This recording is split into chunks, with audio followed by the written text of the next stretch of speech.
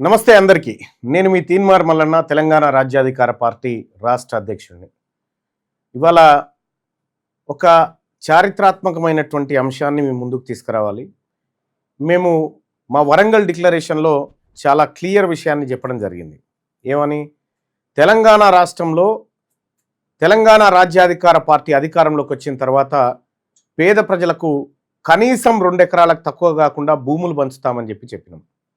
చాలామంది ఎక్కడి నుంచి తెస్తారు భూములు, ఎక్కడున్నాయి భూములు, అసలు భూములు ఏంటి, ఎట్లా సాధ్యమవుతుంది, ఇట్లా రకరకాల మాటలు చెప్పుకుంటూ వచ్చారు. కరెక్ట్గా 2025 సెప్టెంబర్ 17 తారీఖు నేను తాజ్ కృష్ణ హోటల్లో ఒక కీలకమైనటువంటి వ్యాఖ్యలు చేయడం జరిగింది. మాకు నిజాం వదిలిపెట్టిన తెలంగాణ కావాలని చెప్పిన, కేసీఆర్ కడిగి పారేసిన తెలంగాణనో, రేవంత్ రెడ్డి నాకి పాడేసిన తెలంగాణనో కాదు, నిజాం వదిలిపెట్టిన తెలంగాణ కావాలని చెప్పిన. అసలు ఏం వదిలిపెట్టిన నిజాం? అసలు నిజాం వదిలిపెట్టిన తెలంగాణ కనుక ఇప్పుడు ఉంటే తెలంగాణ రాష్ట్రంలో భూ వ్యవస్థ ఎట్లుండేది? ఈ దోపిడీ కులాలు ఏవైతే రెడ్లు, కమ్మలు, వెలమలు ఎవరైతే ఉన్నారో వీళ్ళ పరిస్థితి ఎట్లా ఉండేది? బీసీల పరిస్థితి ఎట్లా ఉండేది? ఎస్సీ ఎస్టీ చేతులకి ఏమొచ్చేది? ఈ అంశాన్ని కొద్దిగా క్లారిటీగా మీకు వివరించేటువంటి ప్రయత్నం చేస్తా. ఈ ఛానల్ చూస్తున్న వాళ్ళందరికీ కూడా రిక్వెస్ట్ చేస్తూ ఉన్నా, ఈ విషయాన్ని ఎక్కువ మంది బీసీలకు చేరవేయండి. ఇది రెడ్లకు, వెలమలకు తెలుసు, రెడ్లు, వెలమలు, కమ్మలకు తెలుసు, ఒక బీసీలకు మాత్రం తెలియదు. ఈ విషయాన్ని మీరు ఎక్కువ మందికి చేరవేయండి.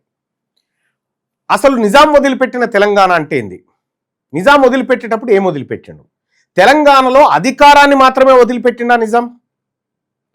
1948 సెప్టెంబర్ 17 రోజు ఆపరేషన్ పోలో సందర్భంగా నిజాం నవాబు భారత సైన్యం బీబీ నగర్ వరకు వచ్చినటువంటి సందర్భంలో, చొచ్చుకొస్తున్నటువంటి సందర్భంలో నిజాం నవాబు రేడియోలో ప్రకటన చేసి భారత్లో విలీనం అవుతున్నాం అనేటువంటి ప్రకటన చేయడం జరిగింది. అంతకంటే 2 సంవత్సరాల ముందుకు ఒకసారి వెళ్ళాలి, అంతకంటే 25 సంవత్సరాల ముందుకు ఒకసారి వెళ్తే ఈ 2 పాయింట్లు తెలిస్తే నిజాం ఏం వదిలిపెట్టిండో మనకు తెలుస్తుంది.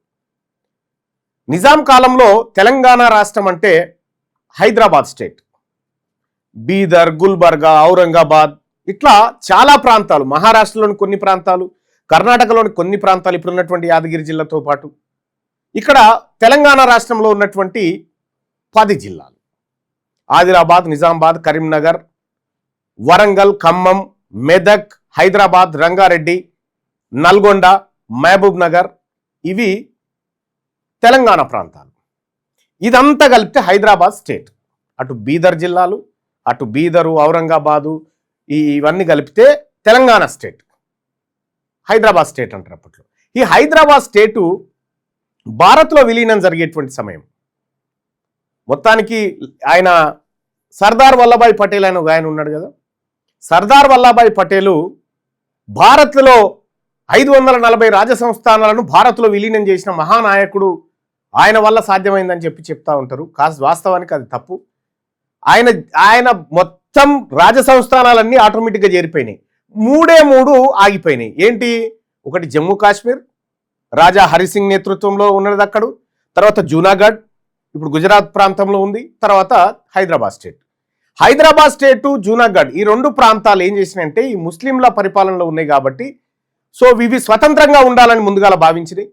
తర్వాత భారతదేశం నుంచి ఒత్తిడి ఎదురవుతున్నటువంటి నేపథ్యంలో పాకిస్తాన్ సహాయాన్ని తీసుకుని తర్వాత ఐక్యరాజ్య సమితిలో అంతర్జాతీయ న్యాయస్థానంలో దావాలు దాఖలు చేసినాయి. అవన్నీ ఒక ఎత్తు. భారత్లో విలీనం 1948 సెప్టెంబర్ 17 రోజున భారత్లో ఇది విలీనమయ్యేటువంటి సమయానికంటే ముందు నిజాం ఒక కీలకమైనటువంటి కార్యక్రమం చేసింది. ఇది ఎక్కడో లేదు. మళ్ళా నేను మొన్న భువనగిరి సభలో చెప్పిన కదా, కాగితం చింపేసిరని. రెడ్లు, వెలమలు నిజాం తయారు చేసినటువంటి, నిజాం ఇచ్చిన ఆ ఫర్మానా అంటారు దాన్ని, ఆ ఫర్మానాను చింపేసి దాచిపెట్టిర్రు అనేటువంటి మాట చెప్పిన కదా. ఆ దాచిపెట్టినటువంటి ఫర్మానా కాగితమే ఇప్పుడు తెలంగాణ రాష్ట్రంలో ఎన్సీఆర్టీ బుక్ 8వ తరగతి సాంఘిక శాస్త్రం పార్ట్ 2లో 101వ పేజీలో ఉంటుంది. అదేందో ఒకసారి చూద్దాం. ఇది చాలా కీలకమైనటువంటి విషయం, దయచేసి ఇది 102వ పేజు, ఇంగ్లీష్లోకి వస్తే 101వ పేజీకి వస్తుంది. ఇక్కడ ఏం చేసి నిజాం, తెలంగాణలో జాగీరుదారి వ్యవస్థ రద్దు. నైజాం రాజ్యం భారతదేశంలో విలీన సమయంలో తెలంగాణ ప్రాంతంలో రైతాంగ పోరాటం ఉధృతంగా సాగుతోంది. స్వతంత్రానికి ముందే 1927లో వెట్టి చాకిరిని నిర్మూలిస్తూ చట్టం చేశారు. కానీ ఈ చట్టాన్ని అమలు చేయలేదు. ఎవరు అమలు చేయాలి దీన్ని? ఇప్పుడు మనకు గడీలు కనిపిస్తా ఉన్నాయి కదా, తెలంగాణ రాష్ట్రంలో గద్వాల సంస్థానం అని, రాజాపేట సంస్థానం అని, లేకపోతే ఈ విష్ణూరు సంస్థానం అని ఇవి కనిపిస్తా ఉన్నాయి గడీలు. అవి గడీలు వాళ్ళ ఇండ్లు అనుకుంటున్నారు, దొరల ఇండ్లు కాదు అవి, తహసీల్ ఆఫీసులో ఒకప్పుడు అవి. అక్కడి నుంచి కార్యకలాపాలు జరగాలి. అవి ప్యూర్గా ప్రజల పన్నులతో కట్టినటువంటి తహసీల్ ఆఫీసులు.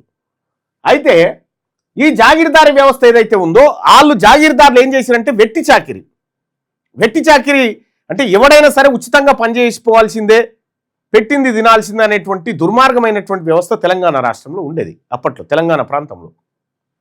సో ఈ వెట్టి చాకిరికి వ్యతిరేకంగా అప్పుడు వెట్టి చాకిరి విధానం ఎట్లుండే అంటే, ఈ బీసీలలో ఉన్నటువంటి కులాలు, ఎస్సీ ఎస్టీలలో ఉన్నటువంటి కులాల మీద ఎక్కువ ప్రభావం ఉండేది.